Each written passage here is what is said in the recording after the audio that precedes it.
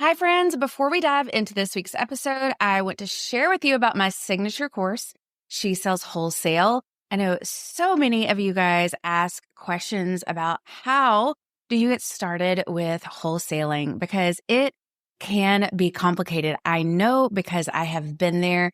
And when I first started wholesaling my candles with my candle company, Heart Design Co., I failed miserably for several months, but I hit month 3 and I had my candles in over 120 retailers. So I am sharing with you my exact framework inside my signature course, She Sells Wholesale, and you can jump on the wait list at shesellswholesale.com. I only open up the course twice a year. So you want to make sure that you get on the wait list so you know when the course opens up, and it's opening soon.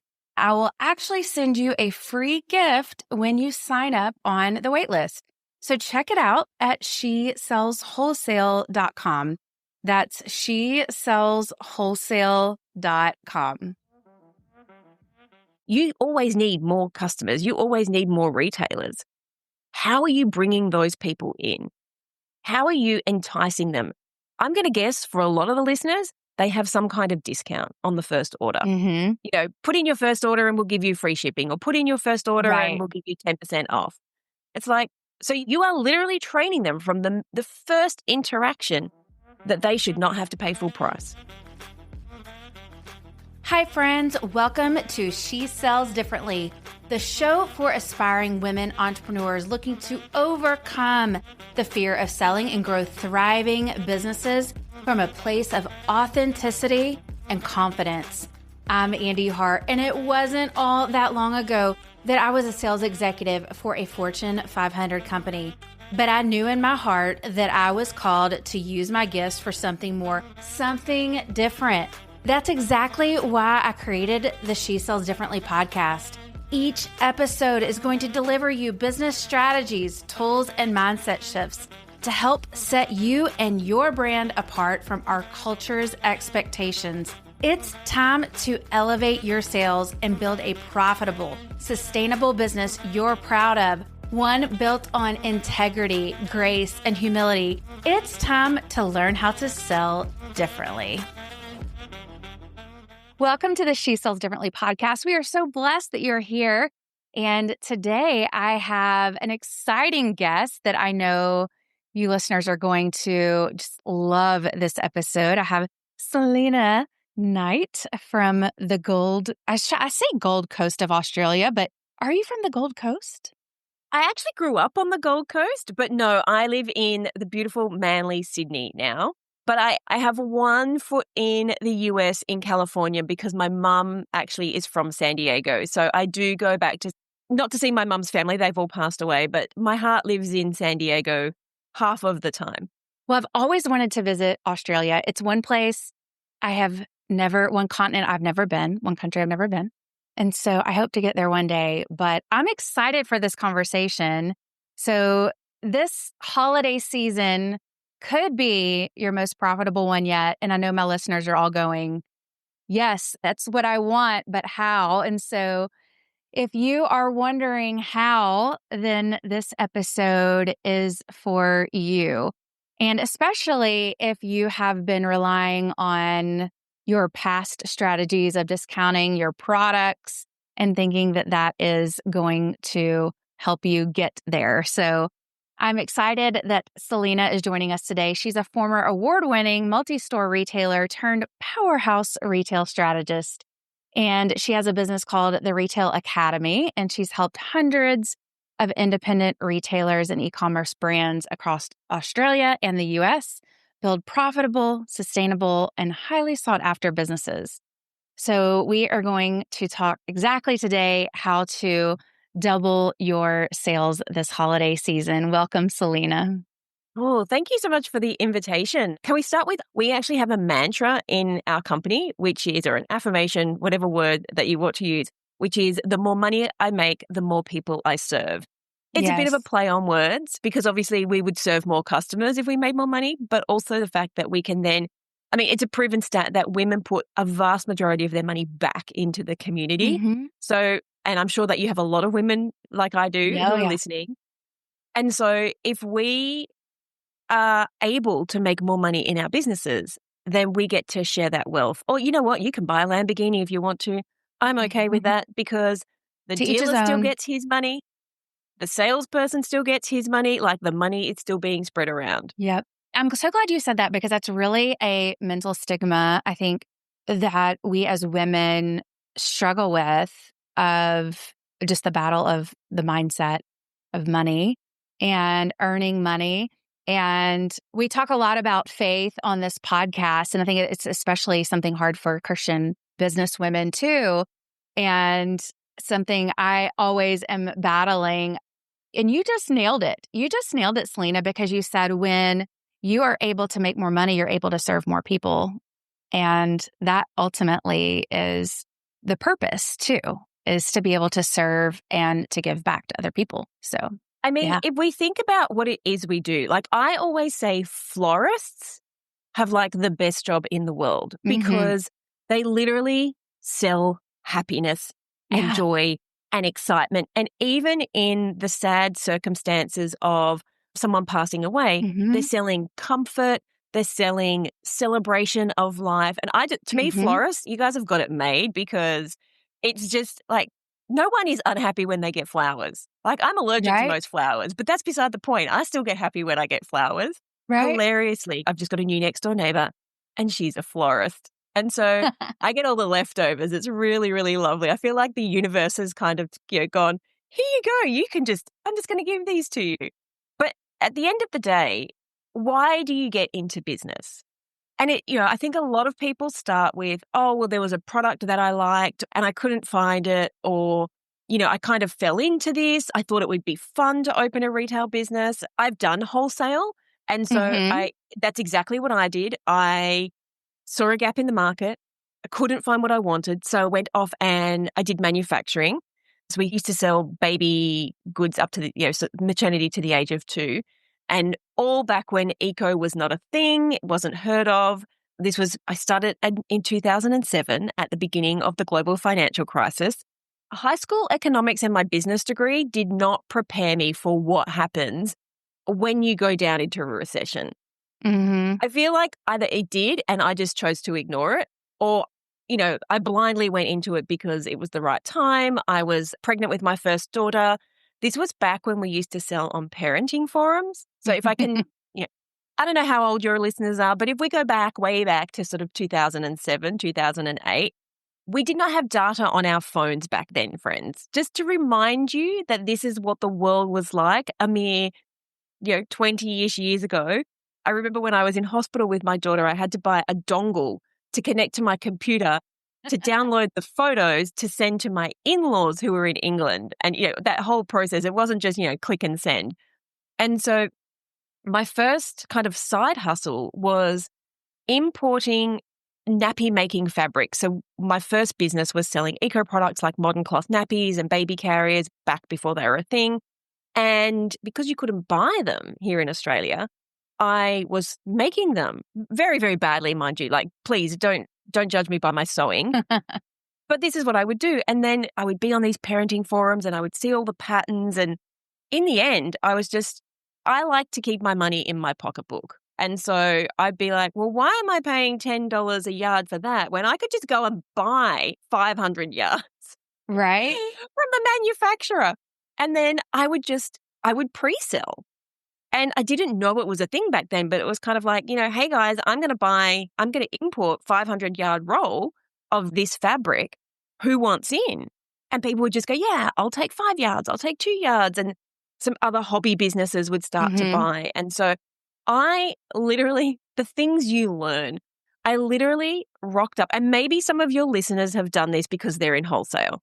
I turned up to the docks to collect my 4 rolls of fabric. I had a pickup truck. I had my Hmm. baby in the baby seat. And you come in and you line up, they're called slots, and you line up in like down this massive road for your slot to open. And when your slot opens, you go on in with all the massive, semi-trailers.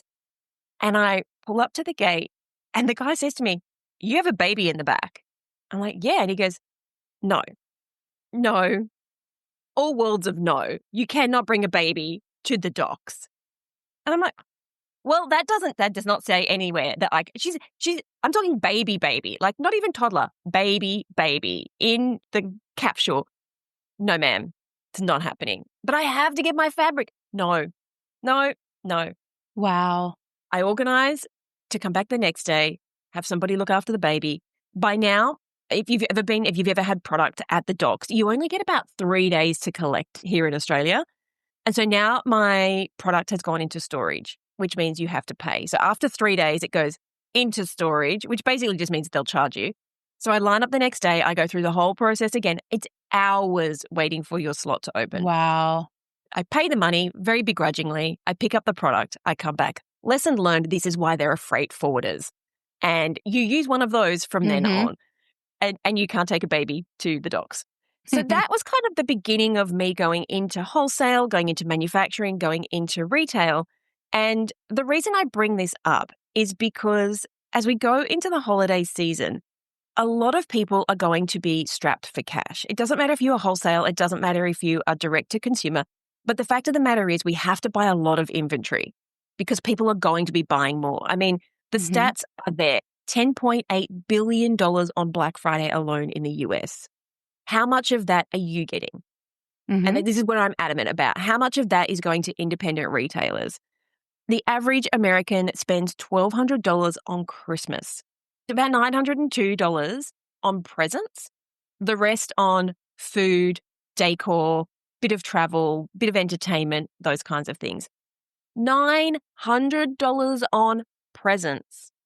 How much of that money are you getting? And let's make sure you get some of that. Now, Right. if I can be so bold as to just go on into why, you probably aren't going to get as much as you want. Are you okay with that, Andee? Oh, yes. Let's Okay. dive in. I'm a very straight shooter. The simple fact is you aren't promoting enough. Now, you mentioned before when we first got on, Andee, that you are against discounting. We are in the same boat and we are both rowing together because I don't believe that discounting should be the only way that you promote. But the problem is most retailers and wholesalers, e-commerce stores, all associate promotions with sales and sales being a discount. And you Right. can see why, because you just have to go to any mall and everything's been on discount this year because, retailers have over-ordered. They're just clearing stock out.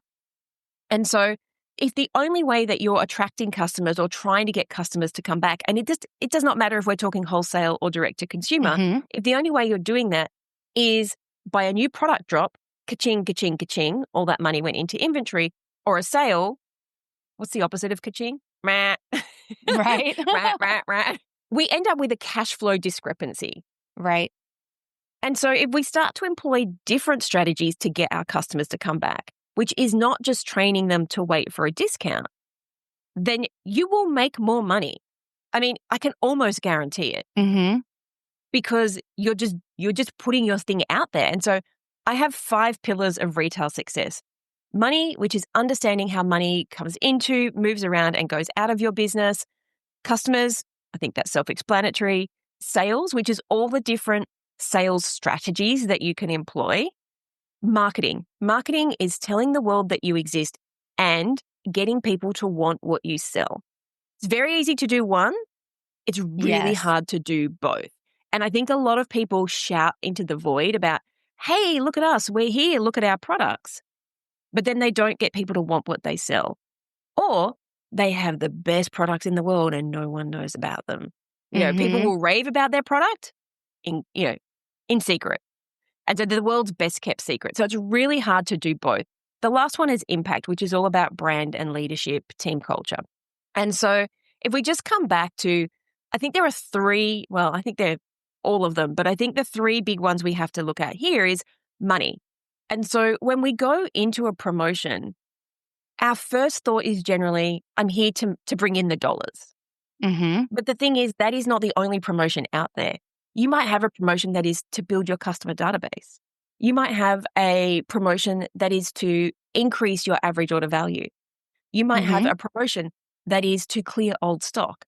And those are very different types of promotions that all require very different strategies and probably different segmenting as well. And it's the same if you are in wholesale. You always need more customers. You always need more retailers. How are you bringing those people in? How are you enticing them? I'm going to guess for a lot of the listeners, they have some kind of discount on the first order. Mm-hmm. Put in your first order and we'll give you free shipping, or put in your first order and Right. we'll give you 10% off. It's like, so you are literally training them from the first interaction that they should not have to pay full price. Okay, you're positioning it as it's 10% off to kind of entice you to come in. But the reality is, if you can give me 10% off once, you can give me 10% off again. Like any smart, financially savvy person is kind of got to say, well, you ate it on the first order, you can eat it on the second order. Mm-hmm. So why would we do that? Why would we incentivize our customers, whether it is direct to consumer, whether it is retail, that the first thing we're going to do is give you money off? Yeah. I don't get it. And I think we've all been guilty of it, like Oh, of course, at because we some see point. other people do it. Yes. And we look and we go, well, if they're doing it, I guess it must work, so I should do it as well. Or my customers expect it. It's like, but do Mm-hmm. they? Have you done the testing? Do Mm-hmm. they really expect it? There are some brands where a discount works better. Funnily enough, those brands don't always see a huge uptake of the use of those discounts. Now, that's okay. Like, if you find that it brings the people in and they're not using it, great, as long as you understand the money side of things. Yeah. But if you find that they are using it and then they probably don't stick around, or depending on how big you are, you might see that the same person has 7 different emails in your database so they could get that 10% off 7 times. Yes. Do we really want that customer? Like, do we really? Because Right. they're just fickle. They're only there when things are discounted. And we talked earlier about discounting, and I'm with you. I don't think it should be the first motivation, but there's a time and a place for discounting. Mm-hmm. And there are retailers and wholesalers that sit at the other end of the spectrum, which is I never discount, Mm-hmm. at which point I can almost guarantee that you are not making a great profit margin because you aren't aware of how money works in your business. Because the minute you get past, I'm at 60, I'll stretch it to 90. The minute you get past 90 days, and do not tell me, well, I manufacture my own product, so I need to have more than 90 days. No, that just means you haven't ordered well. It literally costs you money to have that inventory sitting there. It's going to be costing Yes. you in insurance. It's costing you in rent. So it doesn't matter if I don't care if it's in your spare bedroom. I don't care if it's in a warehouse. I don't care if it's in your back stock room. It is still paying rent. It costs you in mental clutter, and then it costs you in cash. So the minute it sits there, I've worked this out. One $20 item has an opportunity cost of $1 million over a year. And I say that because if you'd sold that $20 item and you got your $20 and it cost you 10, then if you could sell that every single day, I think I worked it out at one every week, not even one every day. So if we sell that $20 item, we now have $20. Let's call it a candle. We buy Mm-hmm. a candle for $10, we sell it for 20, and you're probably thinking that's a cheap candle. Let's call it a travel candle. Then in 1 week, we have $20. We can go back and buy 2 with our $20 because we now have $20 in liquid cash. I'm not Mm-hmm. accounting for cogs. It's okay. Don't worry. We'll get there. So we now can buy 2 candles. We can sell those 2 candles. We'll make $40. We can now buy 4 candles. When we multiply that out over a year, that is over $1 million in opportunity cost on one $20 item. And I can guarantee everybody listening here has more than one $20 item that is sitting in 100%. this aged I inventory. want to call this out too, because this is something that I have been preaching to all of my clients and I've talked about on this podcast since for the past 2 years that I have been on the air. And it is talking about that exact concept of how fast you're turning your inventory, but also the concept of really simplifying your product portfolio because of that. And I think a lot of my listeners out there are candle makers because I'm a candle maker. I have a candle business. And so I love that you use that analogy. But it's really hard when you're a creator or a maker, as you were talking about yourself, and you see all these beautiful fabrics or these amazing scents or candle jars, and you want to go make, right? But the problem with that is, especially if you're wholesaling or you're buying in bulk because you want to keep your costs down, that to your point, every time that is sitting on your shelf, that is costing you money. And I love that you just quantified that in opportunity cost over a year, because that's mind blowing. And we're not even talking about the cost of rent, the cost of Right. insurance. I'm Right. just talking about the literal cash that you have foregone because you got so attached to that scent that nobody actually wants to buy.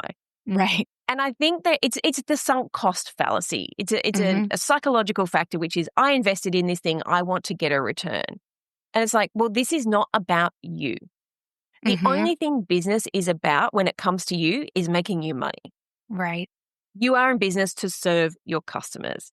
And yes, you may be using your skill set, you may be using your ability to curate, but at the end of the day, the customer is telling you what they want to buy. And you are not a failure if you made a burnt fig and cinnamon scent and nobody liked it. It's Right. like, that's business. I'm going to guarantee you, no one ever has had every single product 100% success rate. Right. This is why you can go to a charity store and buy a brand name with the labels cut out, because we all get it wrong. Because humans are Yes. fickle people. It's not a failure. It's just the cost of doing business.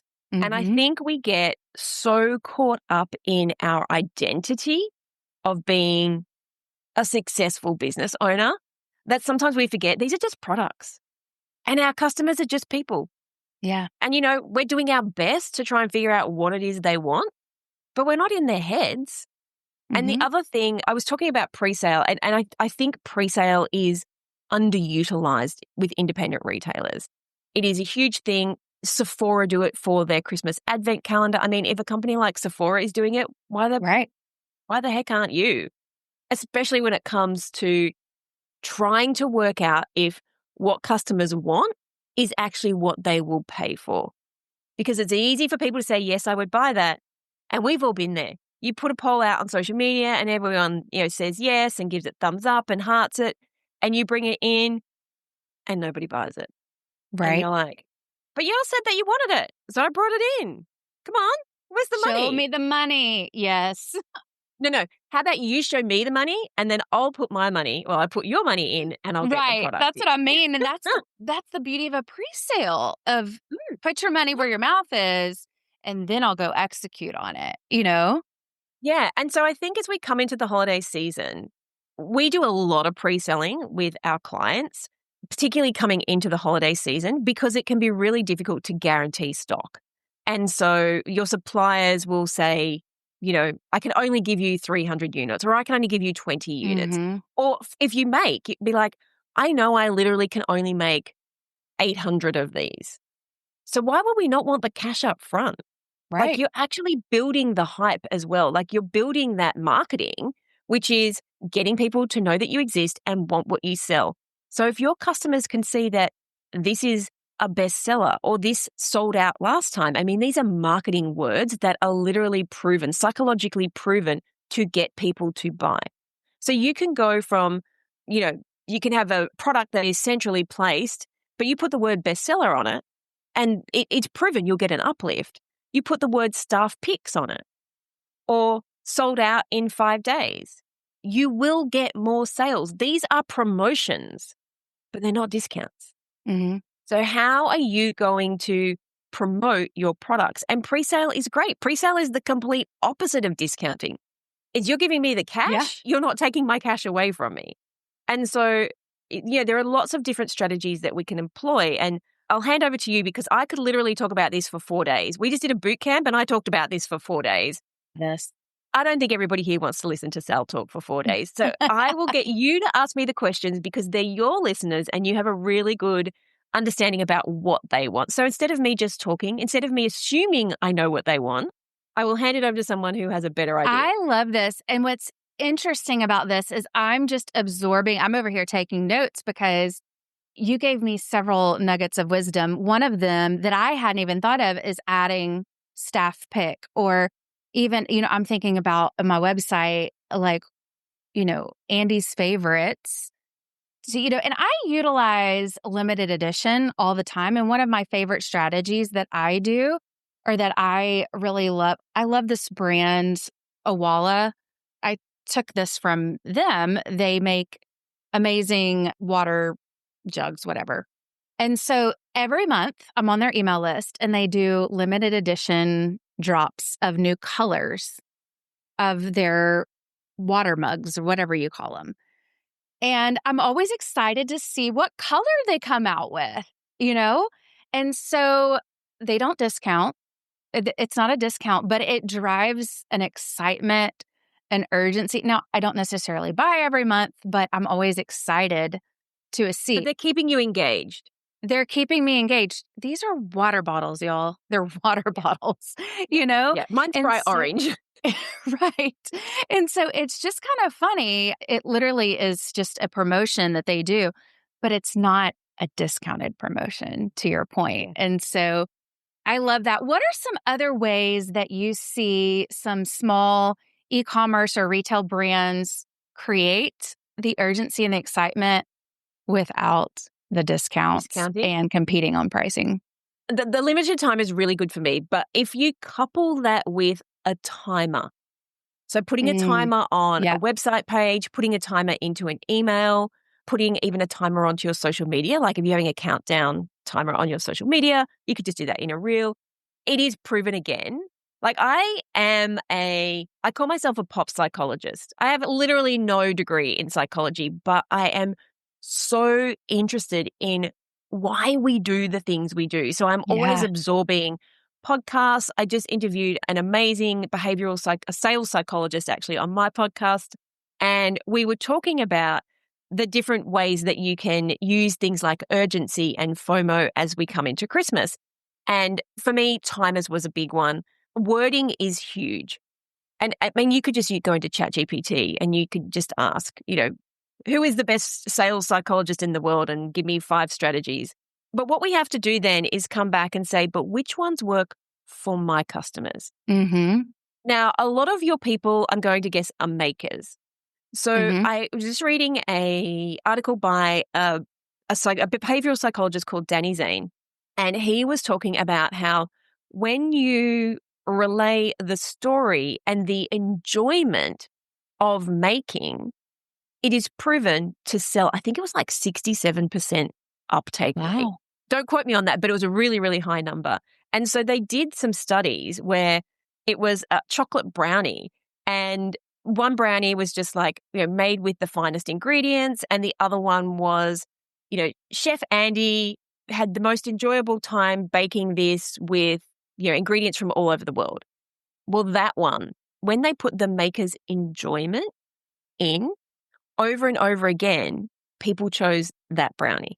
And I'm like, I would not have thought that. I would have thought like finest goods, because it's really important to tap into what your customers, I call it their currency. And Yeah. their currency could be aspiration. It could be convenience. Now, if we're talking about your customer's currency is aspiration, they're going to want really nice things, but at a price point that they can afford. I'm not going to say it has to be affordable. I absolutely despise that word affordable. And I think anyone who Mm-hmm. uses the word affordable is probably going to be out of business in 3 years because That's they don't relative understand.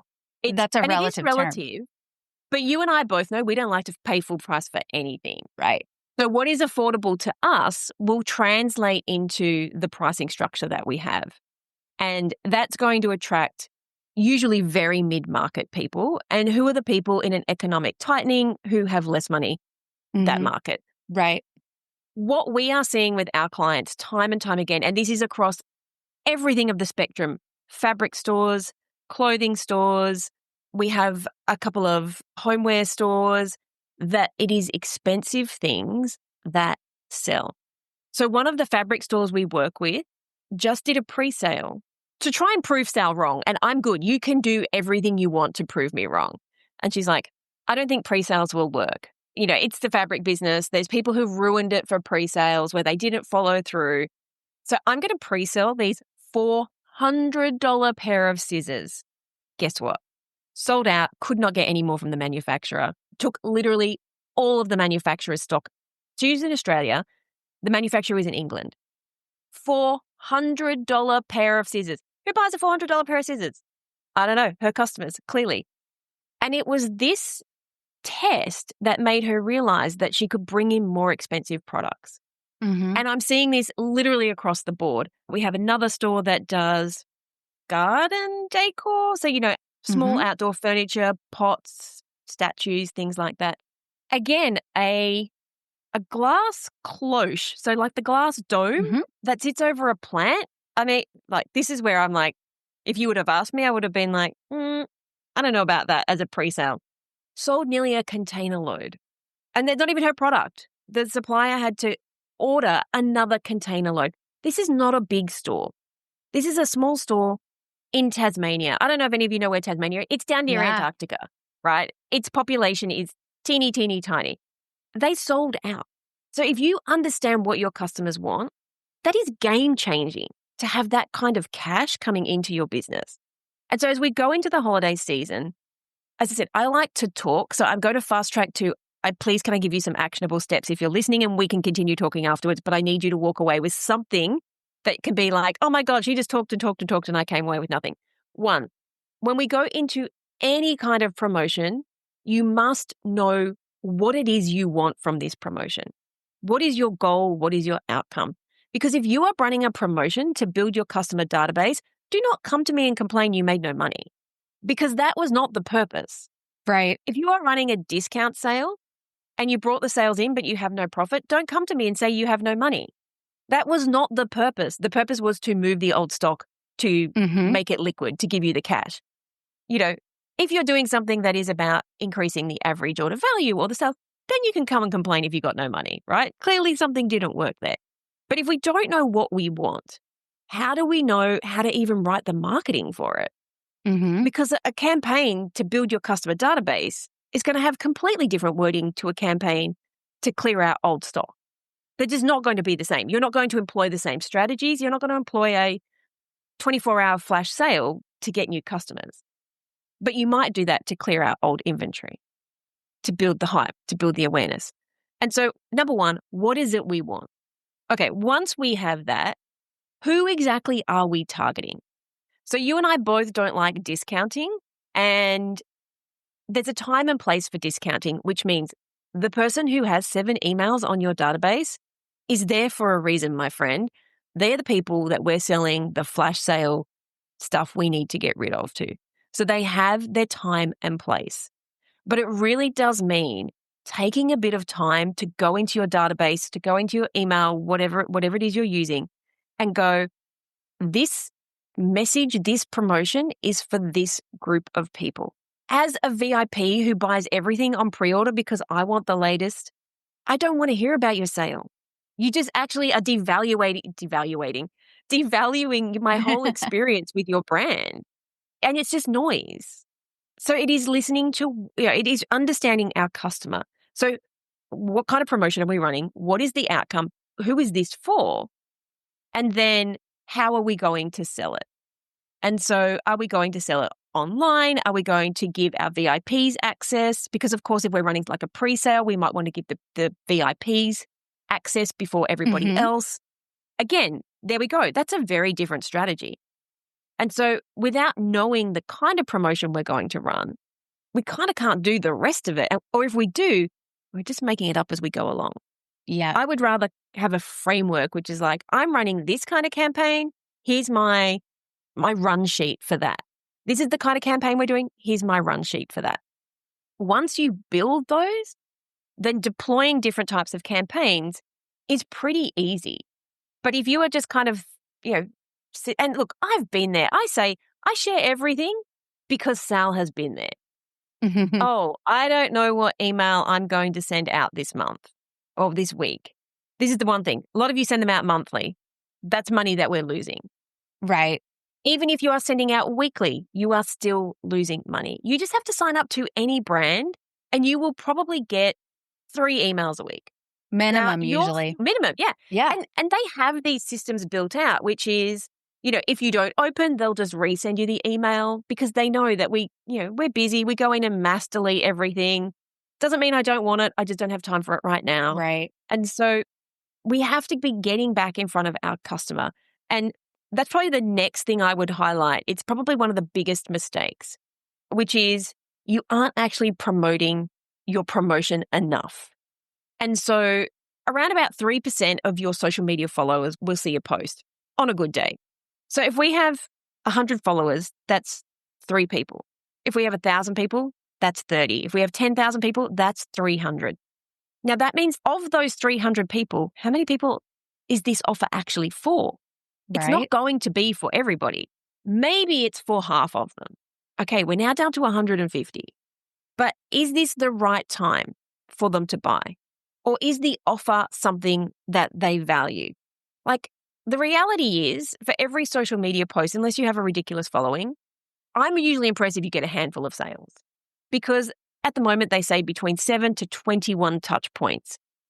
And so if I just see one post, like, this is a micro moment. In the meantime, I spilt my cup of tea, or the phone rang, or I've We got get to get on a podcast. distracted. Yeah. We get distracted. And then I forget. And so I rely on the email to come to remind me I want that thing. And then I rely on the email to come again to remind me that I want that thing. And then I really would like a text message that says I've got like 5 minutes left because I'm a busy person and I'll just click the button at that point. And we worry that we're going to annoy our customers. But actually, not putting your offer in front of them over and over again is a disservice to them because you're just saying that you care more about you. Say it louder for the people in the back. Amen. It's your job to be there. Yes. And so how do they need you to be there? I will almost guarantee that people won't unsubscribe.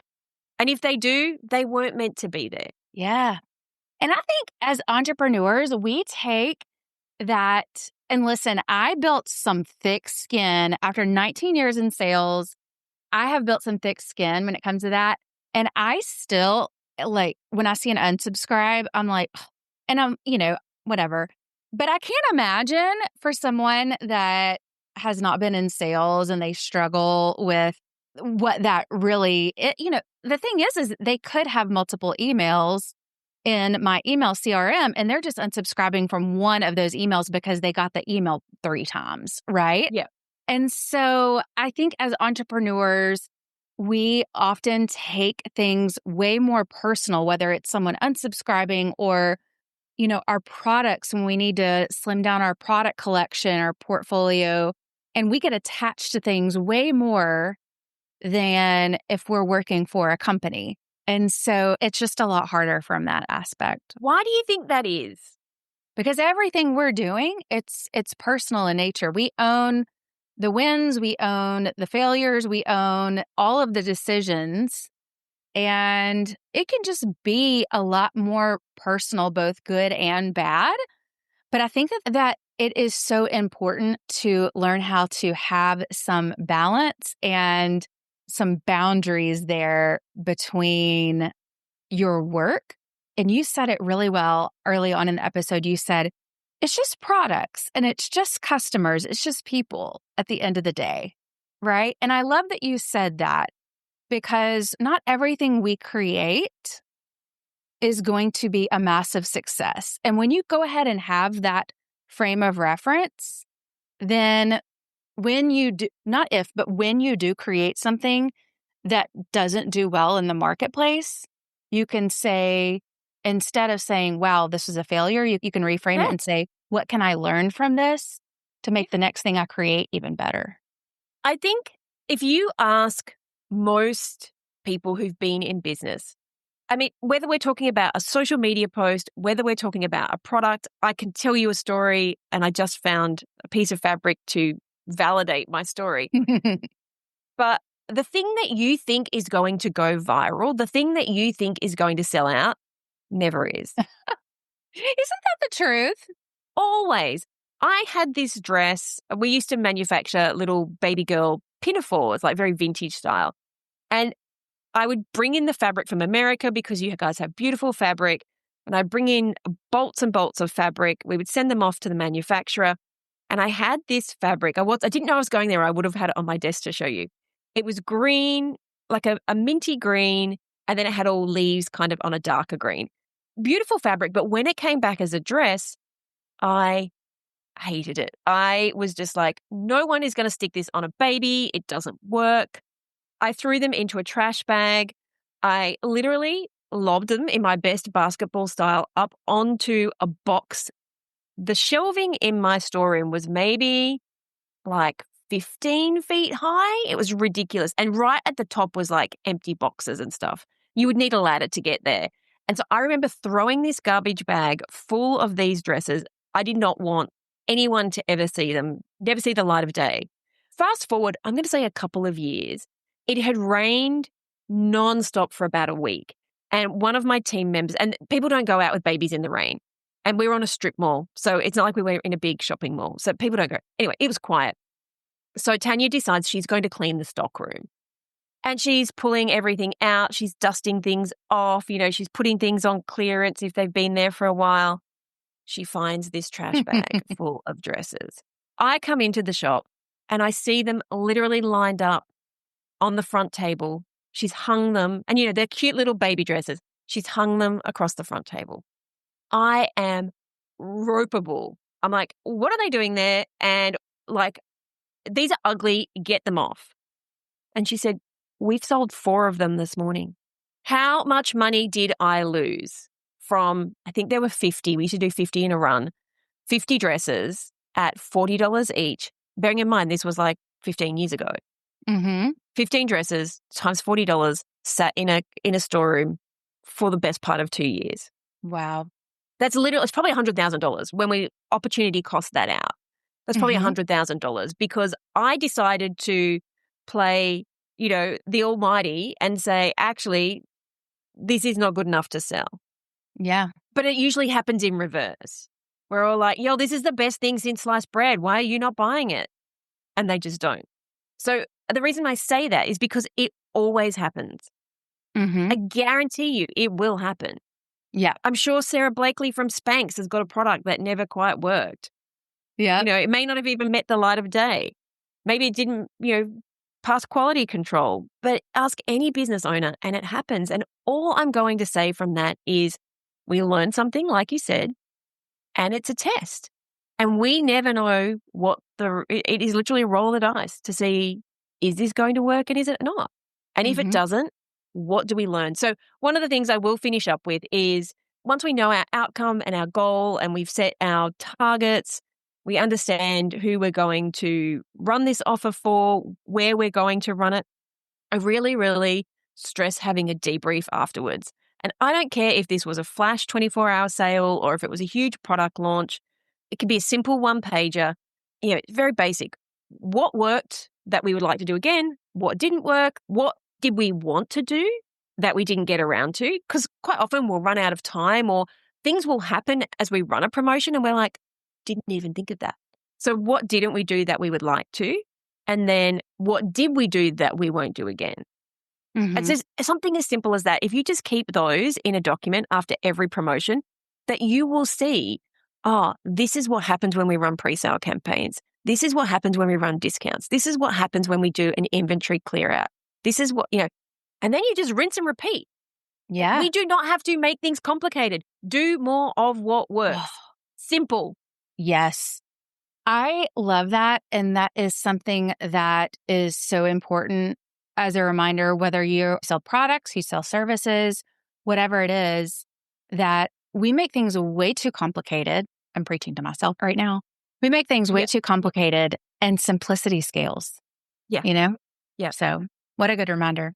So thank you so much. This has been such a helpful time of, like I said, I've been over here writing notes and just such good wisdom. And I know that my listeners are going to want to follow you and learn more. So if they want to follow you, where can they find you online? So I am salenaknight.com. So it's SALENAKNIGHT. I'm the Salena Knight on all the socials, and I have the Bringing Business to Retail podcast, where we talk all about strategies that will make you more money in your business. Awesome. So we will link all of that in the show notes. And thank you so much for sharing your wisdom today. I loved Thanks for having me. this. It's been great. I love talking about growing businesses and making money. Yes. Amen. Amen. There were so many things that I was like, that is just a mic drop moment. We need to quote that, and I love it. Awesome. Like, great. If I have come here and if someone is going to give us 30 or 40 minutes of their time, they need to walk away with some kind of value. So I hope that everybody got value today. I absolutely know that they did. And thanks so much, everyone, for joining us today. And we will have a fresh episode of the She Sells Differently podcast for you next Wednesday. And until then, we are cheering you on. All right, that's a wrap on today's episode of She Sells Differently. Friends, it would be a huge blessing to me if you would take 2 seconds to rate and subscribe to my podcast. New episodes drop every Wednesday. Until then, I'm cheering you on in your entrepreneurial journey. See you next time.